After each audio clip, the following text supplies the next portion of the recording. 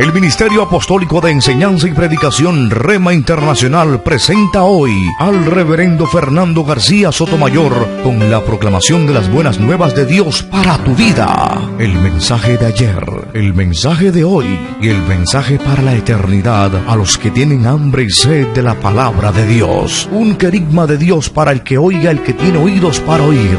Escuche el dabar del Eterno a las naciones. Ahora es el tiempo para recibir el rema del Espíritu Santo a tu espíritu. Escuchemos con fe la memra del Señor para el alma.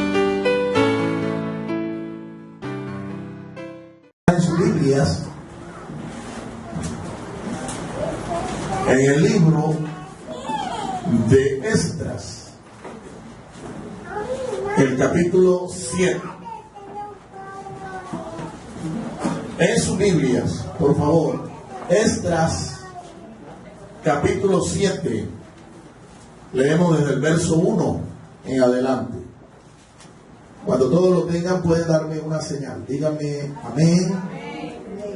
Esdras, capítulo 7, versos 1 en adelante. Vamos a leer allí la palabra de Dios. Esa va a ser nuestra base bíblica para nuestra disertación en el día de hoy. La hemos titulado El perfil de un restaurador. El perfil de un restaurador. ¿Ya todos están listos? Esdras capítulo 7, vamos a escuchar lo que dice la palabra de Dios. Pasadas estas cosas, en el reinado de Artajerjes, rey de Persia, Esdras, hijo de Seraías, hijo de Azarías, hijo de Hilcías, hijo de Salum, hijo de Sadoc, hijo de Ahitob, hijo de Amarías, hijo de Azarías, hijo de Merayot, hijo de Seraías, hijo de Uzi, hijo de Buki, hijo de Abisúa, hijo de Finés, hijo de Eleazar, hijo de Aarón, primer sacerdote. Este Esdras subió de Babilonia, era escriba diligente en la ley de Moisés, que Jehová Dios de Israel había dado, y le concedió el rey todo lo que pidió, porque la mano de Jehová su Dios estaba sobre Esdras. Y con él subieron a Jerusalén algunos de los hijos de Israel y de los sacerdotes, levitas, cantores, porteros y sirvientes del templo, en el 7º año del rey Artajerjes. Y llegó a Jerusalén en el mes 5 del año 7º del rey, porque el día 1 del primer mes fue el principio de la partida de Babilonia, y el 1 del mes 5 llegó a Jerusalén, estando con él la buena mano de Dios. Amén. Dios nos bendiga por esta preciosa palabra. Cierra ahora su Biblia y vamos a orar. Vamos a abrir nuestro corazón para que el Señor nos hable en esta mañana. Oremos. Padre eterno, te damos gracias por tu palabra.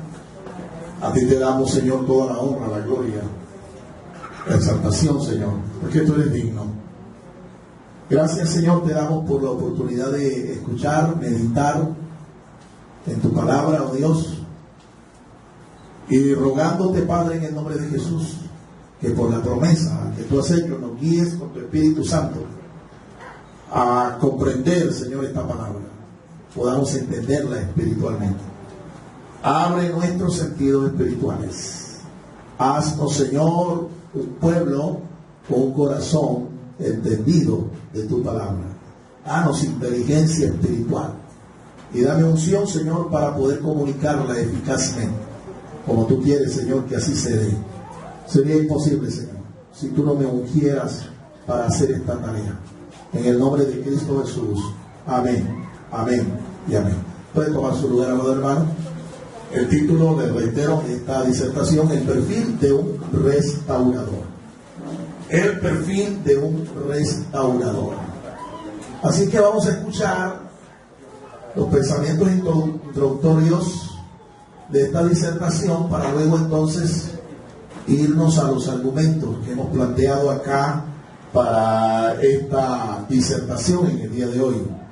Yo oro al Señor de que edifique su vida esta disertación y que nosotros podamos seguir creciendo espiritualmente.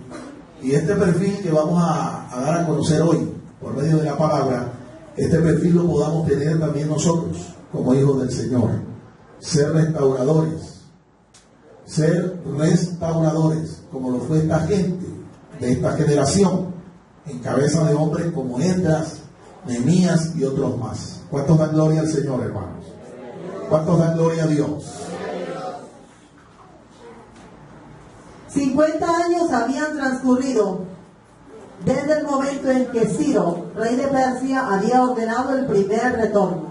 50 años habían transcurrido, 50 largos años, casi una generación, desde que este poderoso rey llamado Ciro había dado un decreto para que la nación volviera, y solo un pequeño remanente obedeciera el edicto que dio este rey persa.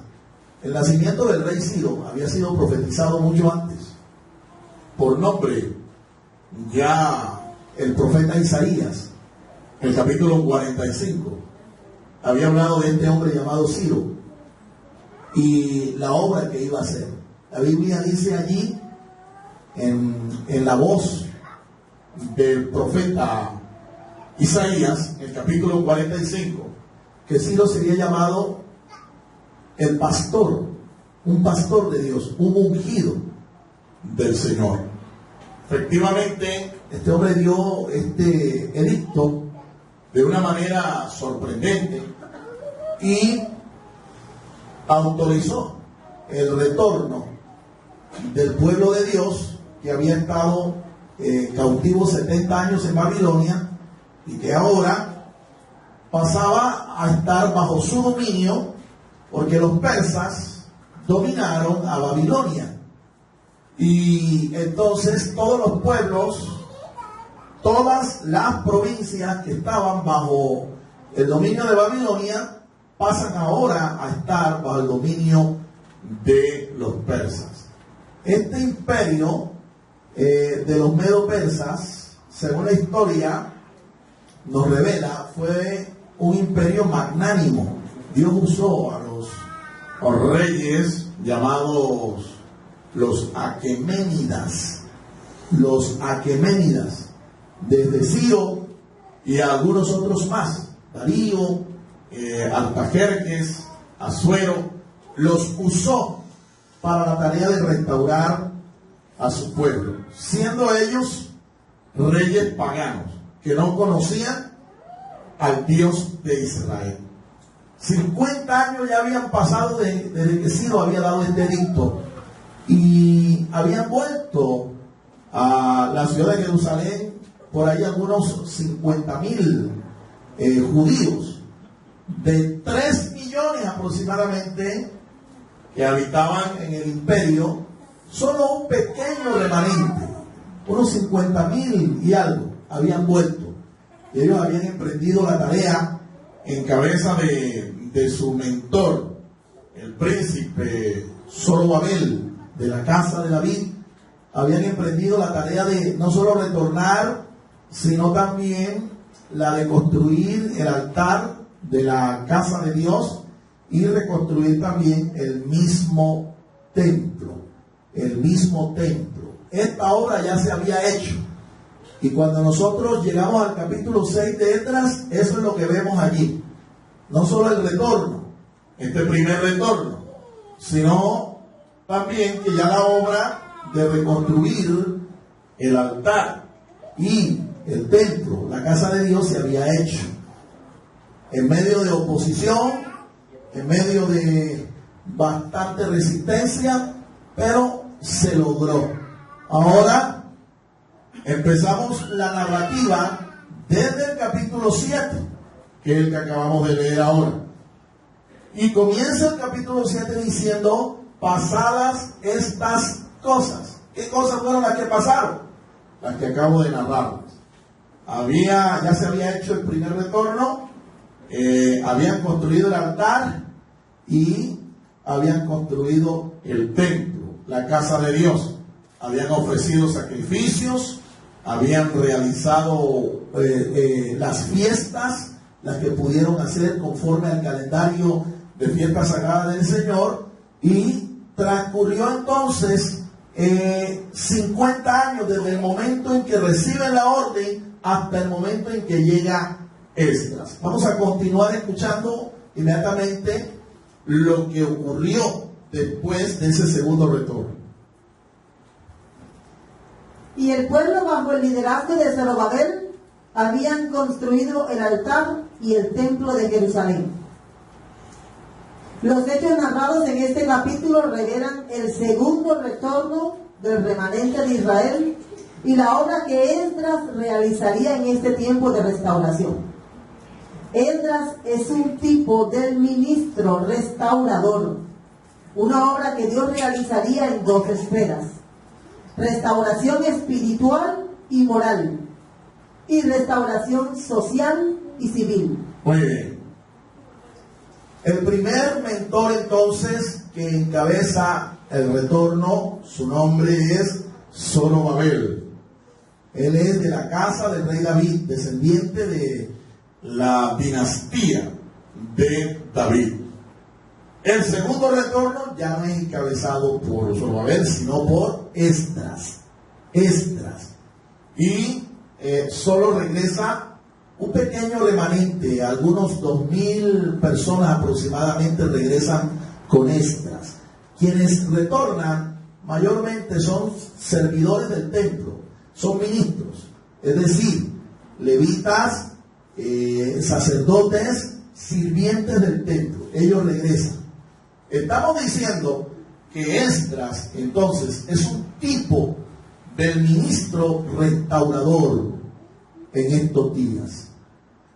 Esdras es un tipo del ministro restaurador, del que restaura, aquel que repara los portillos, aquel que repara las calzadas que están destruidas. Un ejemplo de lo que estoy diciendo, nosotros lo vemos en lo que se está haciendo actualmente aquí, en esta entrada de esta comunidad.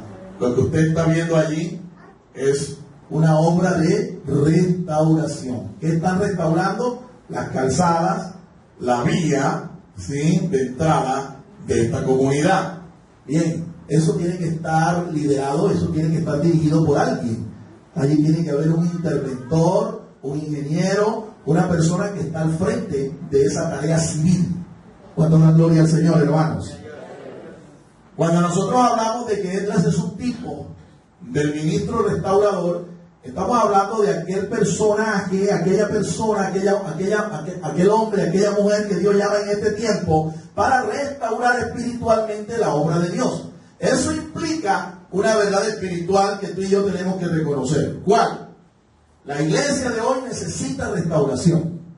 El pueblo de Dios necesita restauración. Usted como cristiano necesita restauración también. ¿Quién sabe si tu familia es la que necesita restauración? O tu vida espiritual, o tu ministerio necesita restauración. Necesitamos restauradores. Y estamos viviendo un tiempo en el cual el Señor nos está llamando a hacer esa obra. ¿Cuántos dan gloria al Señor, hermanos? Ahora, la tarea de la restauración tiene dos frentes, dos esferas. Uno es la tarea o restauración ético, moral, espiritual. Esa es una tarea. Se hace al interior de la iglesia. Se hace en la esfera de lo espiritual. La otra tarea de restauración tiene que ver con la obra que debemos hacer allá afuera. La restauración civil, la restauración social, que Colombia definitivamente la necesita. Escuchamos en estos días, ahora la semana pasada, que se dieron las elecciones aquí en nuestra nación, que se conformó el Senado y los representantes a la Cámara. Las noticias nos dicen quiénes fueron los ganadores de estas elecciones. Pero la opción nuestra, por la que nosotros estuvimos orando y estuvimos respaldando con nuestros votos. Yo espero que usted delante de Dios haya cumplido su tarea como ciudadano. Porque si usted no lo ha hecho, déjeme decirle que usted es un irresponsable. Usted es una persona que no actúa conforme debe actuar un cristiano. No estoy diciendo que usted debió haber votado por esta opción, porque nosotros dijimos aquí con claridad que usted era libre de votar por quien usted quisiera, con quien usted tuviera compromiso, pero que había una opción cristiana que era la que nosotros íbamos a respaldar. Yo espero, y sobre todo se lo digo en el nombre del Señor, se lo digo por el Espíritu Santo, si usted no fue fiel, si usted no fue responsable con esto, usted le va a dar cuenta a Dios de esto. Ahora, Dios es un Dios de oportunidad. Ahora vamos a tener una nueva oportunidad en estos días. Las elecciones nos dicen, los resultados que dio la registraduría nos dicen que el partido del León no alcanzó el umbral y que una sola curul se alcanzó en la Cámara de Representantes. Por supuesto, esto fue extraño, así que los dirigentes, los hermanos que están al frente de esta gestión con el partido del León, demandaron las elecciones y se dieron a la tarea de hacer una reclamación y un reconteo, exigir un reconteo de los votos. Resulta que la corrupción que se da en esos círculos es aberrante, es terrible. Realmente, mi amado hermano, nosotros tenemos que lograr posicionar allí a nuestros representantes, porque la ola de corrupción que hay allí es terrible. El mensaje del Evangelio, la moral que transmite el Evangelio se necesita allí en ese lugar, en esos círculos, en el área social. La restauración que hay que hacer allí tiene que ser algo urgente, hermano, y algo real. Mire, se robaron los votos de una manera descarada. Declararon votos en blanco de una manera pero brutal. Y se empezó entonces a hacer el reconteo por la demanda que hicieron los dirigentes del Partido del León. ¿Saben qué ha pasado? Hasta el día de hoy estoy enterado de que el umbral se alcanzó. O sea, hay más de los 470,000 votos que la registraduría contó.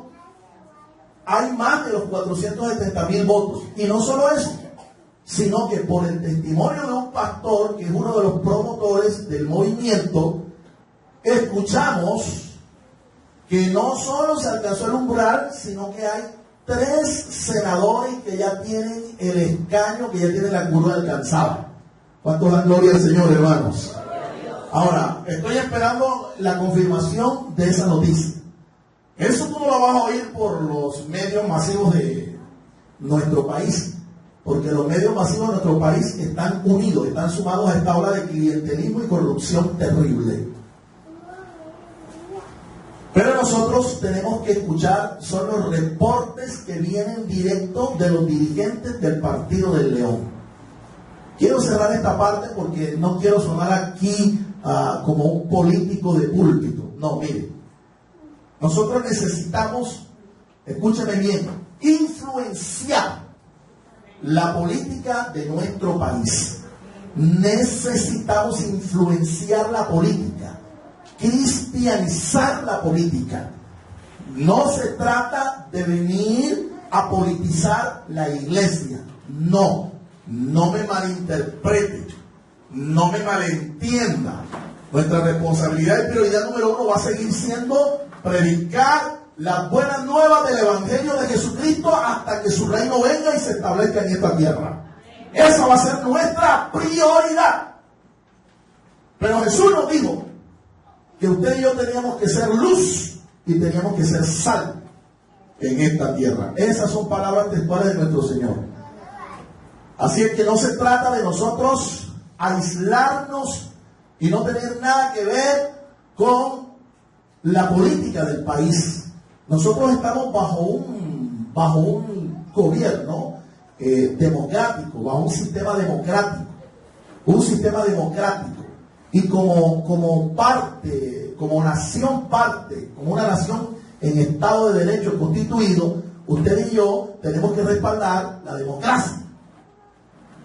Tenemos que influenciar la democracia. La iglesia está llamada a eso. Entonces, valga la oportunidad para hacer esta pedagogía y esta claridad y que no nos confundan, ¿sí? Usted y yo tenemos un deber, tenemos un derecho y también una responsabilidad con la democracia de nuestro país. Mientras que nosotros respaldemos la democracia, vamos a tener libertades como iglesia para seguir anunciando el mensaje del Evangelio. Como se cambie el sistema de gobierno de nuestro país y deje de ser una democracia, vamos a tener dificultades. Vamos a tener problemas serios, problemas bastante serios. Así es que vamos a hacer lo que nos corresponde hacer a nosotros. Ahora, estoy diciendo que parte de la tarea del perfil de un restaurador consiste en restaurar todo lo que tiene que ver con el área civil. El área civil, la esfera civil, lo social, lo económico. Nosotros tenemos que influenciar en este círculo, en esta área. Y esta tarea la hicieron dos grandes hombres de Dios en este tiempo después del retorno. ¿Quiénes fueron? Esdras fue uno de ellos. El otro se llama Nehemías. Usted lo puede leer en su casa. Lea el libro de Nehemías y se dará cuenta de la tarea que este hombre realizó, respaldado por el Señor. ¿Cuántos dan gloria a Dios, hermanos? Son 4 las características que definen el perfil de un restaurador. 4 características definen el perfil de un restaurador, y en esta ocasión nos vamos a referir al restaurador que trabaja en la esfera espiritual y moral. Escuchemos entonces la primera característica que debe tener este restaurador. Tiene un linaje santo. ¿Tiene qué? Un linaje santo. Dígalo conmigo. Tiene un linaje santo. No lo escuché. Tiene un linaje santo. ¿Cuántos son santos acá? Bueno, vamos a ver si nuestro linaje es santo. Porque nosotros debemos tener este perfil. Vamos a ver si nuestro linaje es santo. Entonces estamos diciendo que Esdras tenía un linaje santo. ¿Por qué razón? Bueno, miremos. Su linaje era sacerdotal. Es posible que él mismo fuera el sumo sacerdote del momento. En su linaje habían sacerdotes sobresalientes. ¿Escuchó eso? En los primeros versículos de ese capítulo 7 usted puede ver cuál era el linaje, cuál era la ascendencia de donde venía Esdras. Allá hay toda clase de nombres, ¿sí? En el linaje de Esdras hubo sacerdotes sobresalientes. ¿Bien? Sacerdotes sobresalientes. Ahí tenemos a uno que se llama Hilcías. ¿Quién era Hilcías?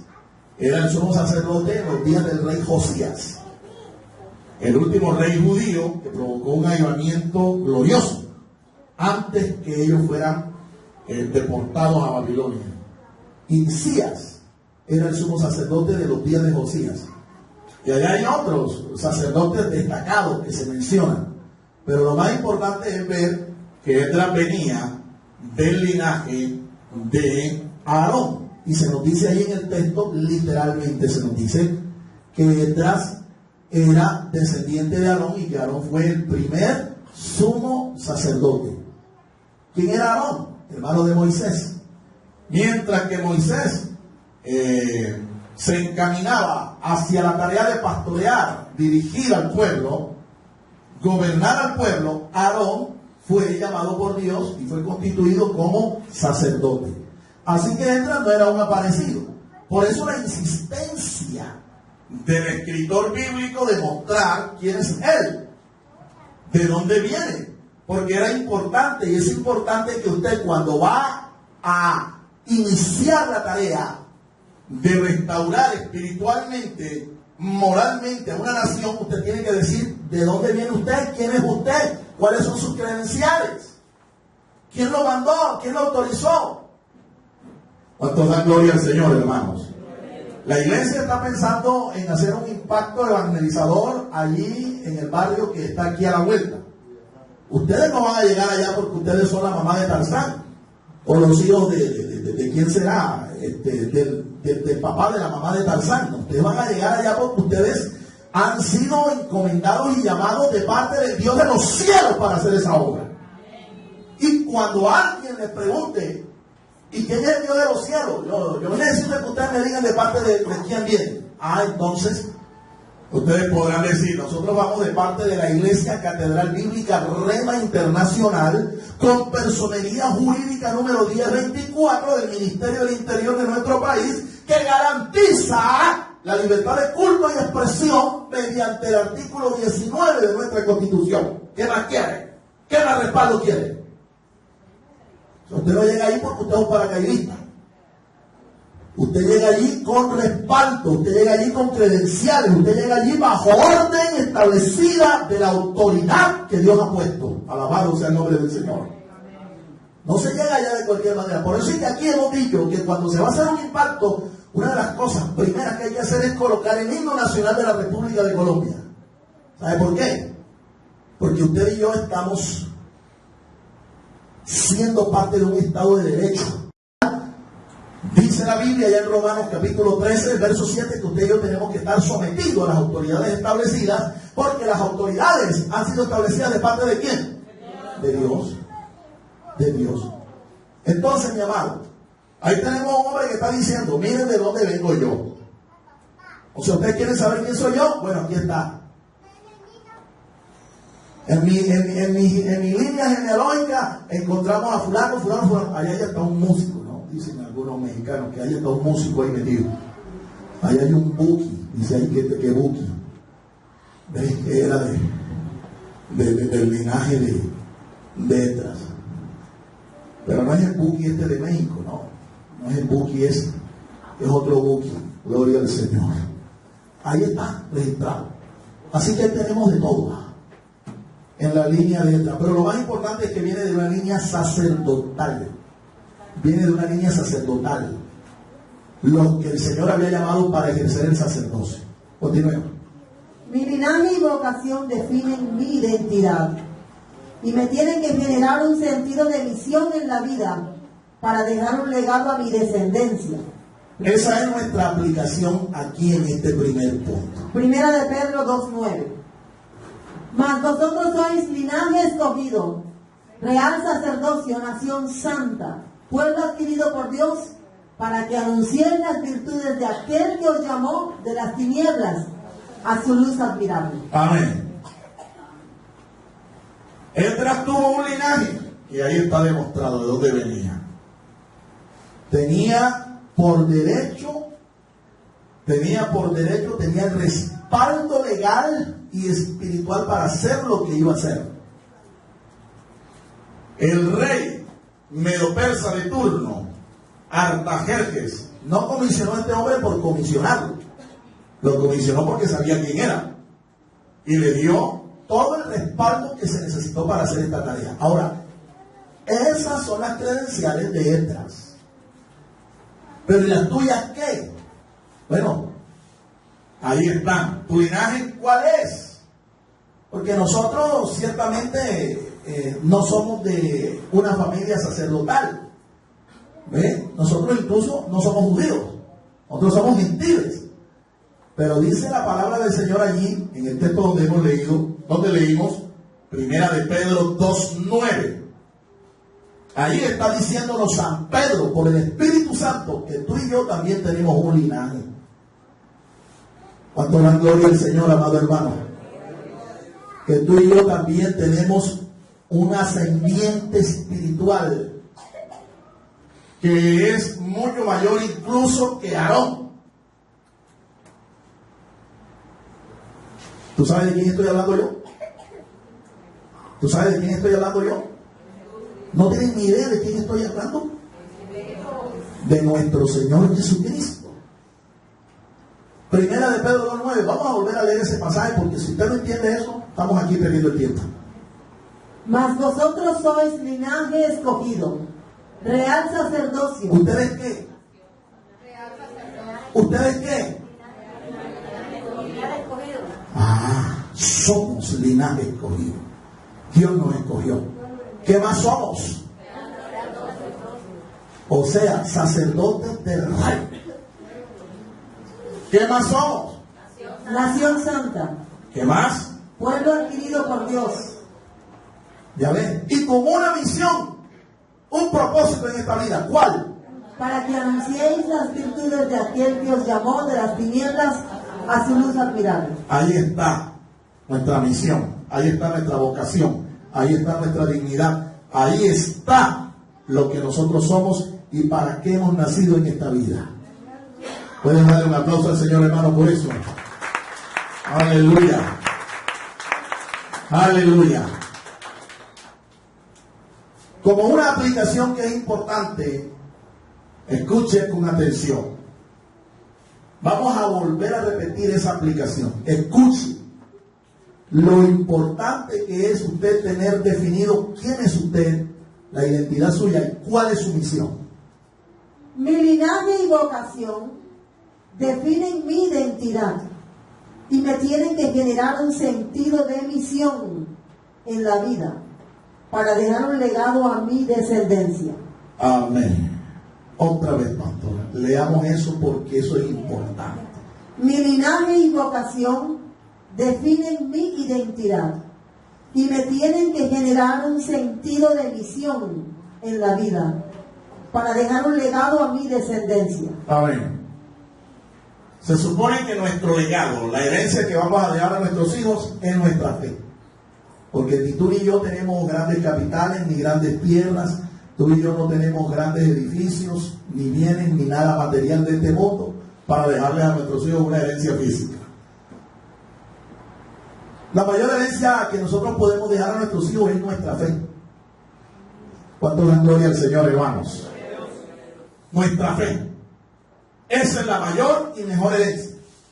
Pero yo voy a dejarle a mis hijos una herencia siempre y cuando yo tenga bien definido cuál es mi vocación y quién soy yo. Si yo tengo bien definido quién soy yo y cuál es mi vocación, entonces esto me va a generar un sentido de misión en la vida. Voy a tener claro para qué fue que Dios permitió que yo naciera en este mundo. Y no solo eso, sino que yo a mis hijos, si yo soy fiel a esa misión, les voy a dejar herencia. Les voy a dejar mi fe.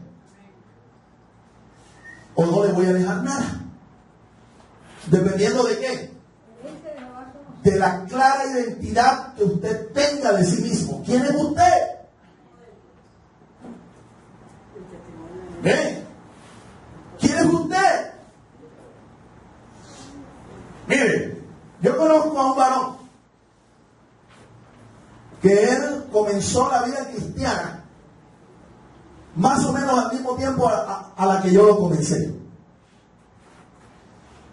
Más o menos al mismo tiempo. Cuando él llegó a la iglesia, él llegó destrozado, como todos nosotros llegamos a los pies de Cristo. Nosotros llegamos a la iglesia como cuando llega un enfermo, un accidentado, a una clínica pidiendo atención urgente, atención inmediata. Así que para nosotros Jesucristo llega a ser no solo el salvador de nuestra alma, sino también el sanador de todos nuestros quebrantos y dolores.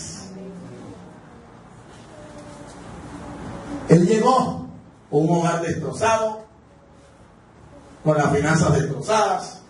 Llegó él como un bulto de canela, bien quebrado. Comenzó a crecer en los caminos del Señor. Y él tenía una vocación, era comerciante. Y él comenzó a hacer negocios. Montó una fábrica, una alfarería, una fábrica de esta de bloques para construir casas, edificios, etc. Montó después una casa de apuestas. Y de una casa de apuestas montó. Y se le dijo, eso no es correcto, eso no está bien. Pero él siguió. Se entusiasmó con el llamado al servicio. Se entusiasmó.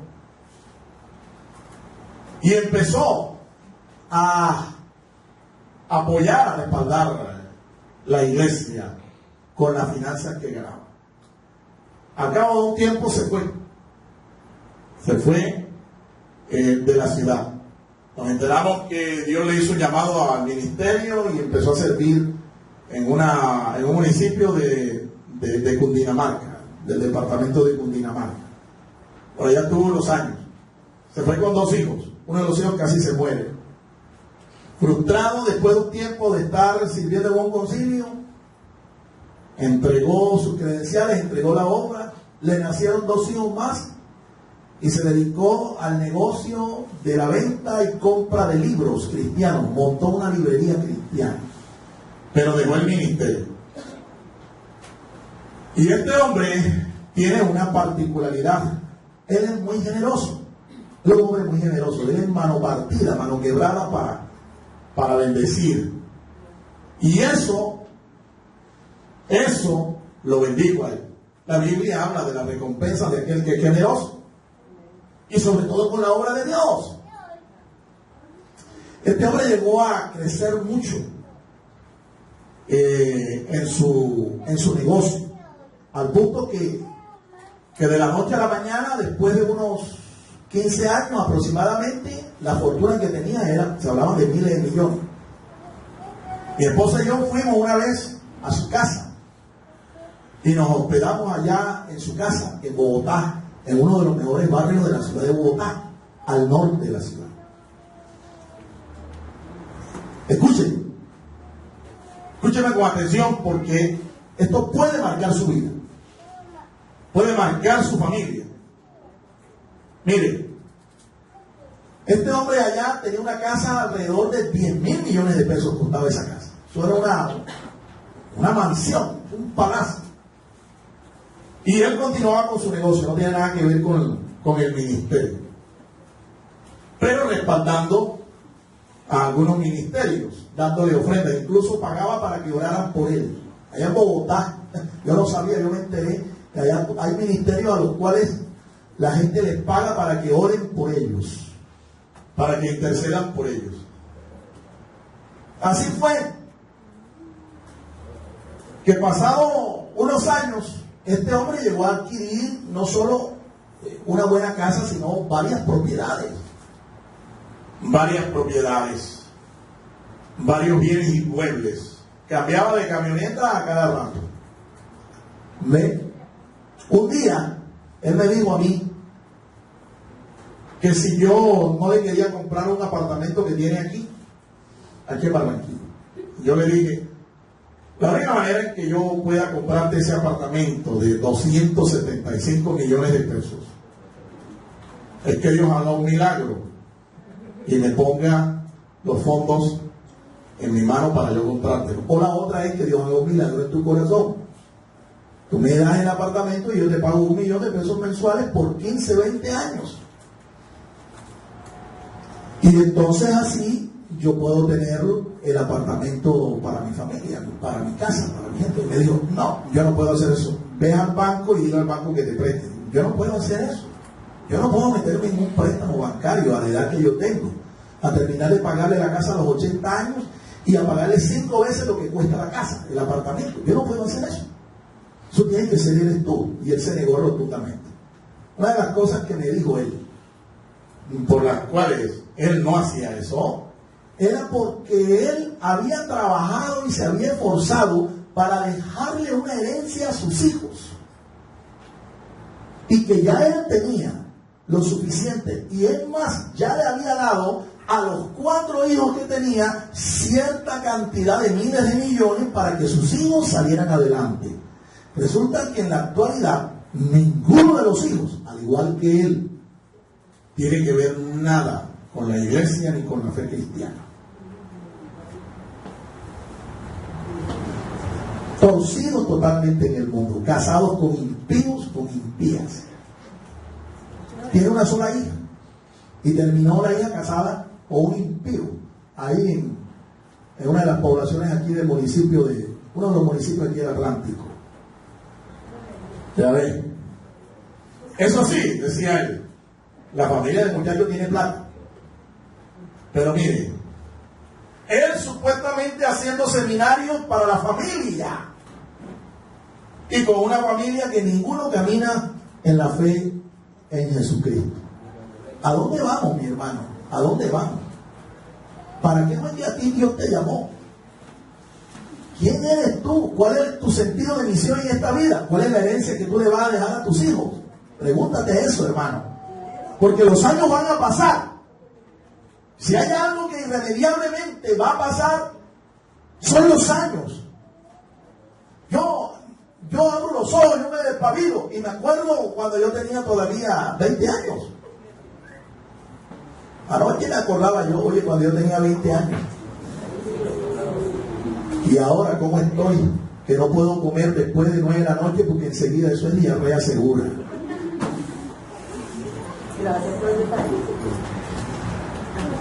¿Sí? ¿Producto de qué? Los años. Los años. Los años. Eso no quiere decir que esta noche no vamos a traer el consomé. Vamos a traerlo, hermano. Gloria a Dios. Cuestiónate, hermano. Cuestiónate. ¿Quién eres tú? ¿Cuál es el sentido tuyo, tu misión aquí? ¿Qué herencia le va a dejar a tus hijos? A su nombre. A su nombre. Esdras tenía un linaje santo, igual tú y yo lo tenemos, pero también tenemos una responsabilidad. Al igual que Esdras, tenemos una responsabilidad. Esdras fue fiel. ¿Lo serás tú? Es la pregunta. Segundo. Segunda característica que define el perfil de un restaurador. Tiene un propósito firme. ¿Un propósito cómo? Firme. Firme. Versos 6 al 10. Ahí está descrito en los versos 6 al 10. Nos habla de la determinación que hubo en el carácter de este hombre. Este hombre no fue un hombre voluble. Este no fue un hombre que hoy tomó una decisión y mañana la cambió. No. Este no fue un hombre de doble ánimo. La Biblia dice claramente que el hombre de doble ánimo es inconstante en todos sus caminos. ¿Y quién es un hombre de doble ánimo? Es como el platanito ese, el plátano este, 4 caras, 4 filos. Ese, ni más ni menos. Tiene 4 filos, tiene 4 caras. O sea, tú en el Señor eres una cosa. ¿Entiendes? Pero tú no puedes ser dos ni 3 cosas. Tienes que ser de un solo talante. ¿Ves? Un solo carácter. Esdras lo era. Y nosotros también estamos llamados a hacer lo mismo. Dios no puede trabajar con hombres que no son decididos. Personas que no son decididas. Pastor, gloria a Dios, hermanos. Necesitamos tener un ánimo resuelto para hacer las cosas. Y sobre todo si vamos a hacer la obra de Dios. Miremos allí con más detalle por qué este hombre decimos que era un hombre de un espíritu resuelto, de un carácter decidido. Esdras fue un hombre de determinaciones e iniciativas. Esdras tenía influencia y poder de convocación. Esdras era un ministro que determinó formarse en el conocimiento de la palabra de Dios. Nos vamos a detener aquí. Mire. En el verso 10, fíjese allí, en ese capítulo 7 del verso 10, mire, Esdras era un hombre de resoluciones. Este hombre no esperaba que lo empujaran para hacer las cosas. No, él no era así. Hoy en día nosotros vemos las iglesias llenas de creyentes carretilla. O sea, si no los empujan, no andan, no caminan. Y hay algunos pastores que se prestan para ser carretilleros, tú sabes. Mi hermano, yo no sé si tú te has dado cuenta, pero yo no tengo ese perfil. A mí no me gusta estar empujando a nadie a que haga nada. Porque yo soy un pastor. Y la Biblia dice que el pastor va adelante. ¿Las ovejas dónde van? Atrás. Resulta que hay pastores que dejan su posición y se ponen atrás. Los que van atrás no son los pastores. Son los arrieros y van con un palo, dándole palo a la gente, empujando a la gente, empujando a la oveja, para que la oveja no se descarríe, para que la oveja mantenga su rumbo. Yo no soy de esos pastores, ni tampoco lo voy a hacer. ¿Escuchó eso lo que le estoy diciendo? Hay algunos pastores que no van detrás, estos van encima. ¿Ven? Unos delante de la carreta, otros detrás de la carreta empujándola y otros encima de la carreta. Estos que van encima de la carreta convierten a la gente en ladrilleros y viven estimulando y bisoneando a la gente, diciéndole a la gente lo que quieren oír. Yo no te voy a decir nunca lo que tú quieras oír, yo te voy a decir lo que dice la Biblia.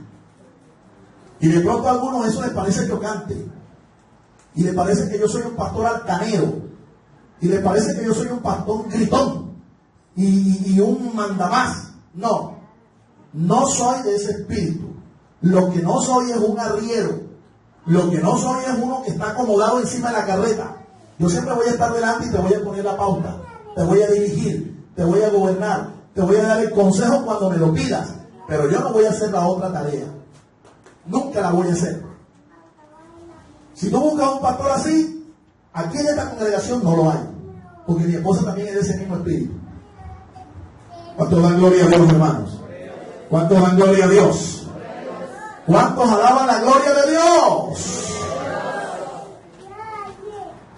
Esdras era un hombre que tenía poder de convocación, poder de influencia, y eso es algo que define a un verdadero mentor. Un mentor no necesita estar forzando a nadie para que se haga la obra de Dios. El mentor sencillamente da la instrucción. El mentor da la idea, da la visión. Y por la unción que tiene de parte de Dios para hacer eso, la gente le cree. La gente es convocada alrededor de este mentor para hacer la obra de Dios. Pero el día que yo tenga que obligar aquí a alguien para que haga lo que tiene que hacer, hermano, ese día yo dejé de ser un mentor, un pastor, un dirigente. El día que yo tenga que estarte diciendo, mira, es que el estatuto te dice esto, que tú tienes que hacer esto y estás obligado a hacer esto, ese día me desenfoqué, me desvié, porque eso no es lo que tiene que hacer un mentor. Esdras se capacitó mientras que el primer retorno de judíos llegó a Jerusalén y construyeron el templo, el altar, ofrecieron sacrificios, se establecieron allí. Pasaron unos 50 años hasta que llegó Esdras. Durante esos 50 años Esdras se preparó y llegó a ser un poderoso escriba y un sacerdote diligente, experto en la palabra de Dios. No había templo, no había oficio, pero él se estaba preparando y se preparó y lo hizo con diligencia. Se exigió, se dotó de todo lo que necesitaba para hacer la tarea hasta que Dios lo envió. Es lo mismo que tú y yo tenemos que hacer. Antes de hacer cualquier cosa en la obra de Dios, lo primero que tú tienes que hacer es, número 1, disponerte. Disponerte. 2, prepararte. Prepárate para la obra que viene. Hay algunos que se equivocan y creen que cuando Dios les dice, te he llamado, yo te voy a enviar aquí y allá, ya ellos se sienten ministros, ya ellos se sienten evangelistas, ya ellos se sienten pastores, ya ellos se sienten profetas. Pero nosotros vemos que en la Biblia, los hombres que Dios usó para hacer su obra, primero se prepararon. Ahí tienes a Moisés, 80 años preparándose. Ahí tenemos a San Pablo, 16 años preparándose para cumplir su ministerio. Y aquí tenemos a Esdras, 50 años preparándose. ¿Cuántos dan gloria a Dios, amado hermano? ¿Estás entendiendo lo que te estoy diciendo? Si tú no te preparas, no vas a ningún lado. Si tú no te preparas, no vas a ninguna parte. Él estableció un modelo. Vamos a verlo en el verso 10, capítulo 7. Porque Esdras había preparado su corazón para inquirir la ley de Jehová y para cumplirla, y para enseñar en Israel sus estatutos y decretos. Ahí lo ven. ¿Qué hizo Esdras? Se preparó. ¿Para qué? Para enseñar. Y te reitero, cuando él hizo eso, todavía el templo no estaba. No había ni altar, no había nada. No habían retornado. Pero mientras el pueblo, el primer retorno hizo esto, él estaba allá, en Babilonia, preparándose, estudiando la palabra de Dios. Hasta que llegó el tiempo de Dios. Y fue enviado. Y fue respaldado. Y logró su tarea. A su nombre. A su nombre.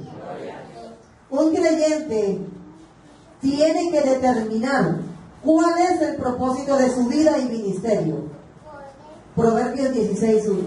Escuche lo que dice allí el sabio Salomón. Proverbios capítulo 16, verso 1. Estamos diciendo que usted debe saber cuál es su propósito, cuál es su misión en esta vida. Del hombre son las disposiciones del corazón, mas de Jehová es la respuesta de la lengua. ¿Cuánto dan gloria a Dios? ¿De quién son las disposiciones del corazón? ¿De quién? ¿Quién es el que tiene que disponerse entonces? Yo soy el que tengo que disponer. Y Dios da la respuesta, Dios da el respaldo. Pero si Dios no ve de ti disposición, si no ve de ti que estás preparado, estás listo, ¿qué respaldo te va a dar Dios? No te va a dar ningún respaldo. Porque tú serás como aquella persona que se para en una estación a esperar transporte, pero no sabe para dónde va. No sabe. Así que él puede coger cualquier bus y en cualquier bus se marca. ¿Entiendes? Pero no, el que tiene propósito sabe. El que tiene un destino definido sabe. A mí me sirve esta ruta. Aquí en este barco es el que yo me voy a enganchar. Ahí es donde yo me voy a embarcar. ¿Cuánto es la gloria al Señor, hermanos? ¿Cuántas cualidades van? Van dos. Van dos. Ahora, ya el tiempo se nos está acabando. Ya se nos acabó. Entonces, yo puedo parar aquí. Nos quedan dos más. Pero mediten esto. Mediten esto. Vamos a recapitular.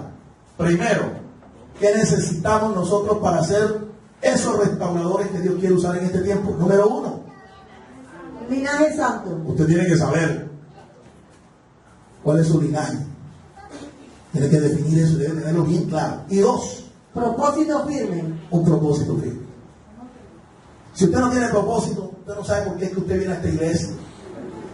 Usted no sabe para qué que está aquí congregándose.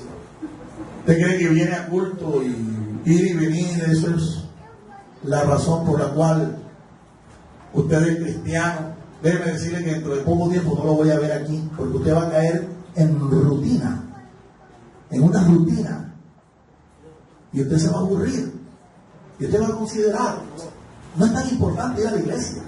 Hombre, ya es pastor, que siga con su cuestión, esto no es tan importante. ¿Sabe por qué? Porque no tienes un propósito bien definido en tu vida como cristiano. No tienes un propósito. ¿Ya ves? No tienes un propósito. Y como no tienes propósito, pues te da lo mismo hoy estar aquí en la iglesia y tener la esperanza de un día estar en el cielo, o no, te dará lo mismo. ¿Me explico? Pero cuando tú tienes definido tu propósito, tu linaje, tu vocación, tú tienes definido, ¿ves? ¿A qué fue que Dios te llamó?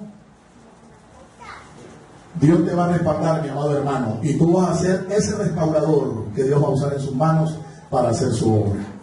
Póngase de pie, vamos a orar y vamos a dar gracias al Señor por esta palabra. Próximo domingo vamos a continuar.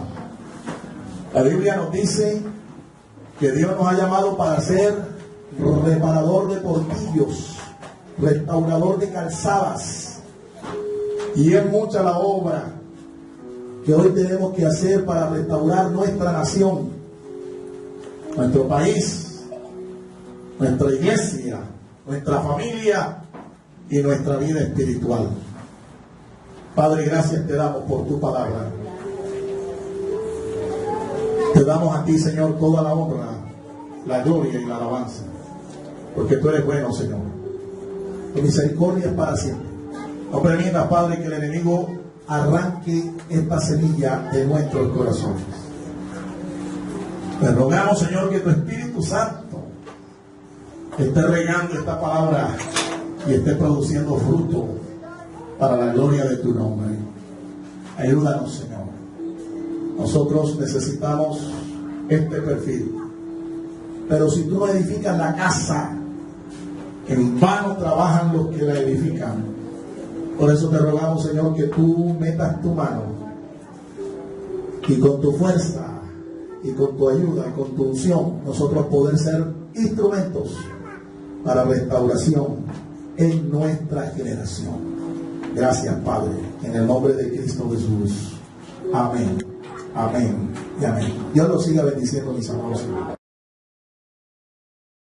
El Ministerio Apostólico Rema Internacional pone a disposición esta predicación. Ofrecemos ministración a simposios, seminarios, campañas evangelísticas, educación globalizada sana y de carácter interdenominacional. Escríbanos a ministerioremainternacional@gmail.com o llámenos al celular 316-270-7181.